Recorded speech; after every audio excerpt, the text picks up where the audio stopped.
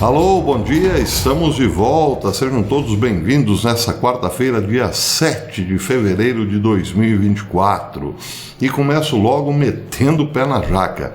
Meus queridos amigos, este mundo é um grande teatro. Claro que existe um modo mais elaborado de dizer isso. Esse mundo é uma grande Matrix.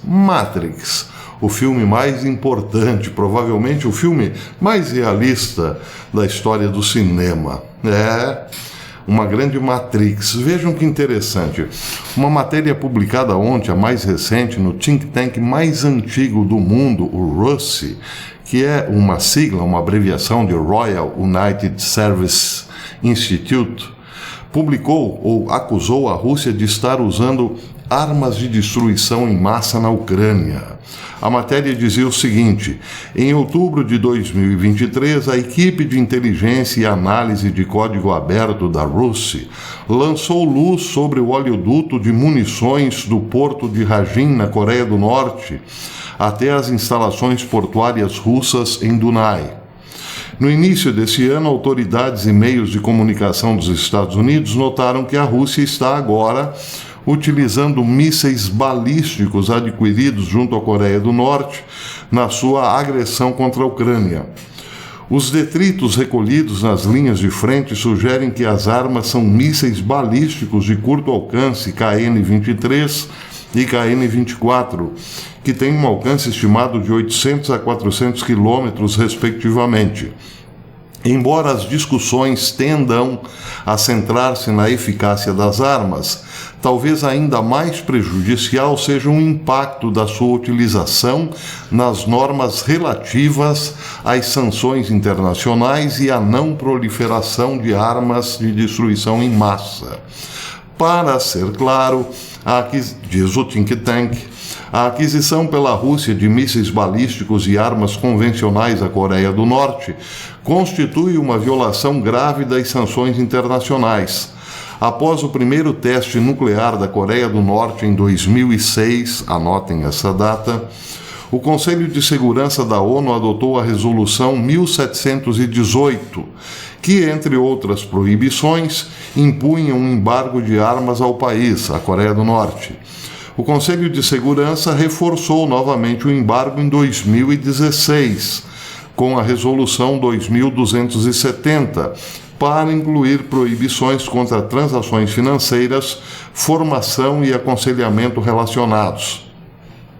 Se a violação dessas resoluções relacionada com o armamento não fosse suficientemente grave, a Rússia também parece ter fornecido assistência técnica ao programa de satélites da Coreia do Norte, outra violação da Resolução 2270 que, especificamente, proíbe a Coreia do Norte envolver-se em qualquer forma de cooperação técnica com outros países.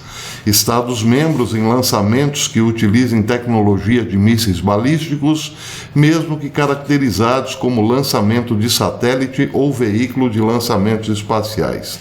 Então parece que é uma forçação de barra acusar a Rússia, nesse caso, de usar armas de destruição em massa, a menos que nesses mísseis houvessem ogivas nucleares.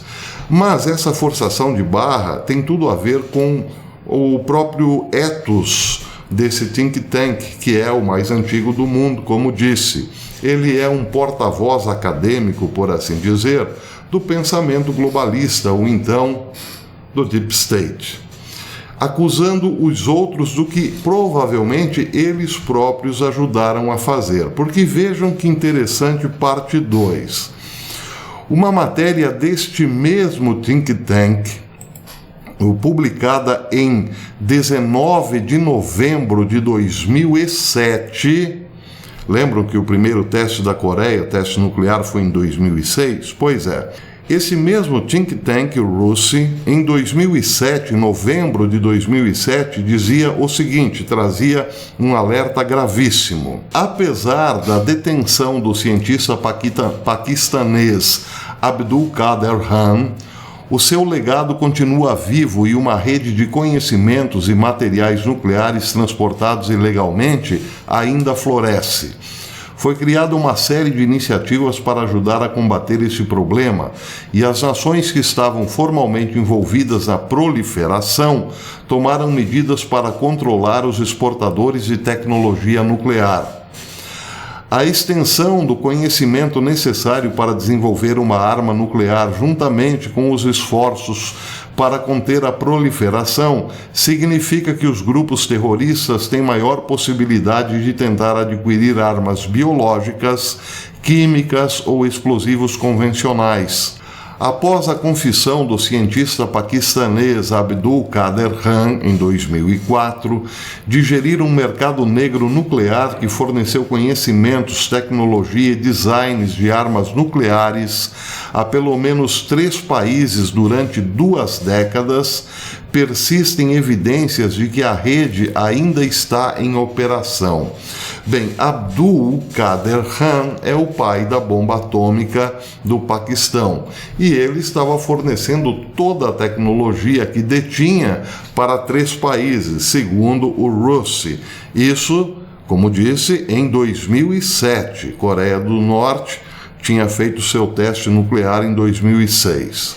Bem, seguia a matéria dizendo: em janeiro, uma avaliação de 55 páginas efetuadas por uma agência de inteligência europeia não identificada, provavelmente é a própria Russi, baseada em material recolhido por agências britânicas, francesas, alemãs e belgas e utilizado para informar os ministros do governo europeu, afirmou que remanescentes da rede RAM ainda estão ativamente envolvidos na transferência ilegal de tecnologia e que existem atualmente redes ainda mais extensas do que as de RAM.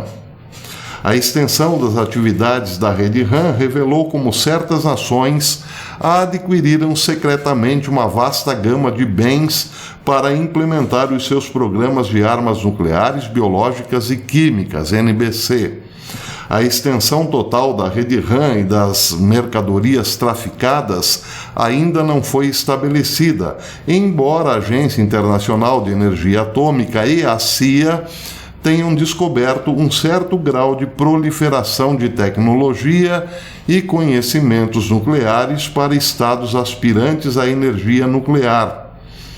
Bem, entre esses estados aspirantes à energia nuclear, então, constavam lá a Coreia do Norte e o Irã, entre outros. Pois bem, fechando aqui o parênteses, a Russi, então, trazia em 2007 a divulgação de algo ultra secreto que estava acontecendo no mercado negro. Bem, se era ultra secreto, então deixava de ser na medida em que a Russi tinha todo esse conhecimento. Mas vejam que interessante, parte 3. Uma matéria publicada em 1º de dezembro de 2005, muito antes do teste nuclear da Coreia do Norte, já dava com a língua nos dentes daquilo que 2 anos depois a Russi chamaria de plano ultra secreto. Está entendendo? Presta atenção. O controverso pai do programa nuclear do Paquistão, dizia um jornal italiano famoso, o Il Giornale, em 2005, o controverso pai do programa nuclear do Paquistão esteve em Niamey, no Quênia, exatamente nos mesmos dias em que os emissários de Saddam Hussein estiveram lá também presentes. A rede do cientista paquistanês Abdul Qadir Khan é um quebra-cabeça complexo de empresas paralelas, espantalhos, cérebros universitários, indivíduos religiosos, empresários, militares e espiões pertencentes a um governo que continua a afirmar que não sabe nada, nunca soube nada sobre o tráfico de centrífugas e know-how ligado à bomba islâmica, à bomba paquistanesa. Apesar da detenção do dispersador de favores atômicos, a organização ainda pode orgulhar-se de ter laços em todo o mundo. Mas é na África, sede dos fundamentalistas islâmicos mais radicais, que a situação parece ter escapado aos agentes 007 de espionagem ingleses. na sua procura de fornecedores de matéria-prima, componentes de mísseis e tecnologia para a construção de armas de destruição em massa. Uma recente pista de inteligência leva-nos de volta ao Níger, onde Han foi um convidado bem-vindo do governo e onde os seus intermediários continuaram a fazer negócios, os mesmos que em 1999 fizeram os serviços secretos franceses de bobos, encarregados de monitorar, através da multinacional Cogema, as minas de urânio, de onde alguns anos antes conseguiram exportar ilegalmente 1.200 toneladas de óxido de urânio amarelo, do qual se extrai gás para ser aplicado em centrífugas, para depois então ser enriquecido. Isso aí então foi enviado para a Líbia. Agora vamos à parte curiosa número 4, né? Ou número 5, não sei. Número 4, eu acho. Estou aqui de posse de todos os atos administrativos e memorandos assinados por Obama no seu primeiro ano de governo, logo nos primeiros dias. No dia 22 de janeiro de 2009, logo nos primeiros dias de Obama no poder, ele assinou cinco atos administrativos que diziam basicamente o seguinte. O primeiro ato, Obama emitiu uma ordem executiva sobre garantir interrogatórios legais, que define ultrajes à dignidade pessoal, incluindo tratamento humilhante e degradante como tortura ou equivalente à tortura, e não permitido por qualquer agência do governo dos Estados Unidos, pelo menos sobre pessoas sob custódia. Outro ato administrativo de Obama.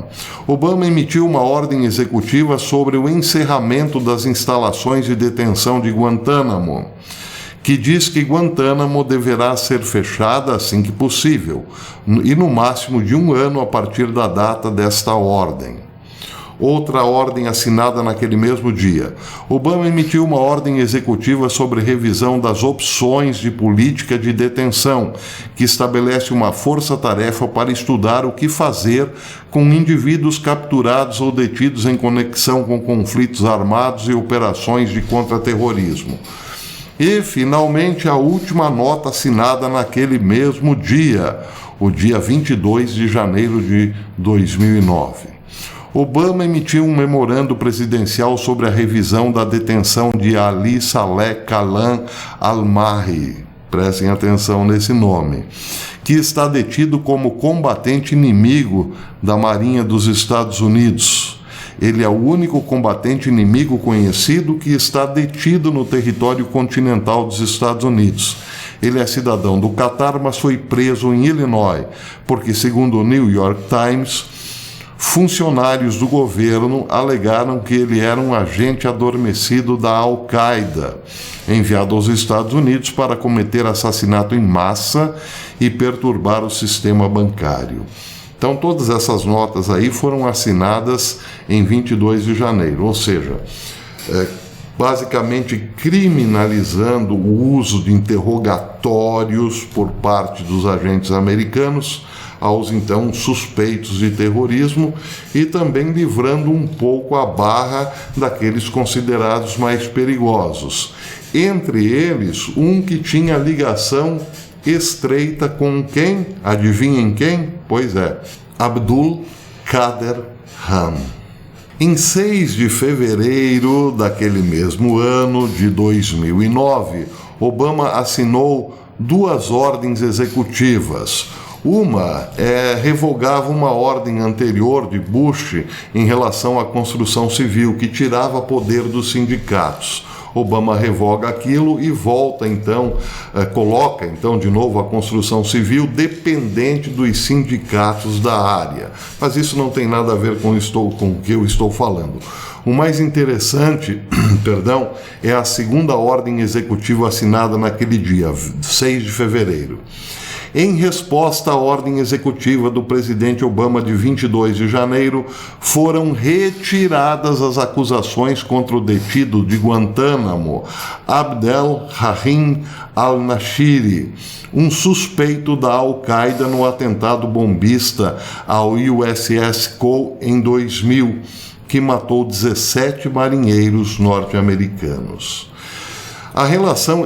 A importância dessa nota é que esse senhor, Abdel al-Rahim al-Nashiri, era ligado àquele outro que teve, digamos assim, a vida um pouco favorecida ou facilitada pela ordem executiva de Obama do dia 22 de janeiro, o senhor Ali Saleh Khala al-Mahri.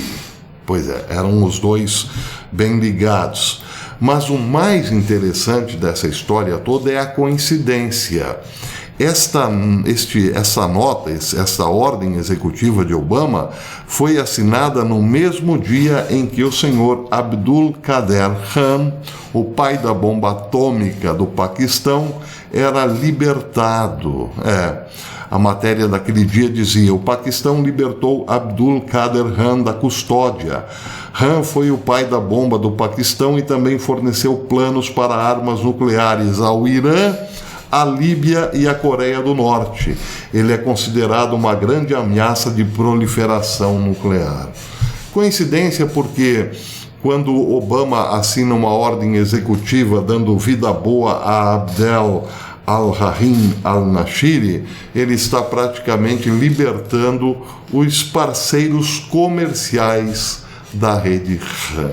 Bem, o que está acontecendo em relação a esse think tank Russi é que ele está acusando a Rússia e também a Coreia do Norte de fazerem o que eles próprios viram acontecer durante mais de uma década sem nenhuma reação.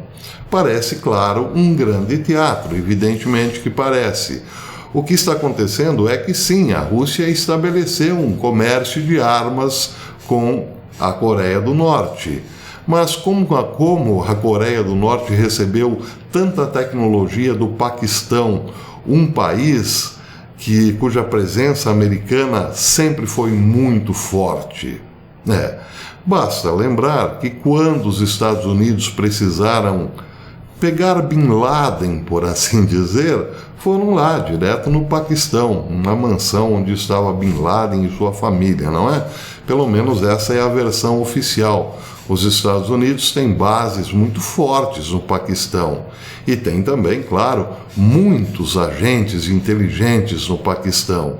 Do Paquistão, então, saiu uma rede de comércio de armas de destruição em massa que pode estar em operação até esse momento, uma rede muito complexa, com o conhecimento de várias agências internacionais de inteligência, porque a própria Rússia tem dado com a língua nos dentes pelo menos desde 2007, mas o Il Giornale já falava sobre isso em 2005 e lembrava que em 1999 também existia o conhecimento de como as coisas estavam se encaminhando para o século XXI. E está tudo aí.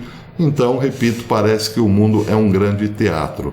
Agora o negócio é acusar os outros do que se fez e muito no passado, não é? Uma velha fórmula marxista. Bem, eu vou ficando por aqui. É claro que esse assunto ainda vai render muito, mas por enquanto é isso. É só para mostrar que existe uma montanha de gelo debaixo da linha d'água, daquilo que não se vê. O iceberg é grande, meus queridos amigos. Se gostaram desse vídeo, deixem os seus likes e não esqueçam de fiscalizar as inscrições. Verifique se você ainda é inscrito no canal. Se não for, inscreva-se novamente, acione o sininho para receber as notificações dos nossos vídeos. À tarde, às 5 da tarde, eu volto, se Deus quiser. Até lá.